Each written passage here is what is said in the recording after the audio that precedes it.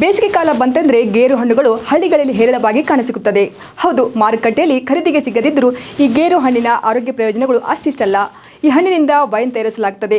ಈ ಗೇರು ಹಣ್ಣಿನಲ್ಲಿ ಪೋಷಕಾಂಶಗಳು ಮತ್ತು ಉತ್ಕರ್ಷಣ ನಿರೋಧಕಗಳಿಂದ ಸಮೃದ್ಧವಾಗಿರುವ ಇದನ್ನು ನಿಯಮಿತವಾಗಿ ಸೇವಿಸುವುದರಿಂದ ಹಲವಾರು ಆರೋಗ್ಯ ಲಾಭಗಳನ್ನು ಪಡೆಯಬಹುದು. ಹಾಗಾದ್ರೆ ಈ ಕುರಿತಾದ ಮಾಹಿತಿ ಇಲ್ಲಿ ತಿಳಿಯೋಣ ಬನ್ನಿ. ಸಾಮಾನ್ಯವಾಗಿ ತೂಕ ಇಳಿಸಿಕೊಳ್ಳಬೇಕೆನ್ನುವರು ಈ ಗೇರು ಹಣ್ಣು ನಿಯಮಿತವಾಗಿ ಸೇವಿಸುವುದು ಉತ್ತಮ. ಇದರಲ್ಲಿ ನಾರಿನಾಂಶ ಅಧಿಕವಾಗಿದ್ದು ಇದು ಹೆಚ್ಚಿನ ಆಹಾರ ಸೇವನೆಯನ್ನು ತಡೆಯುತ್ತದೆ.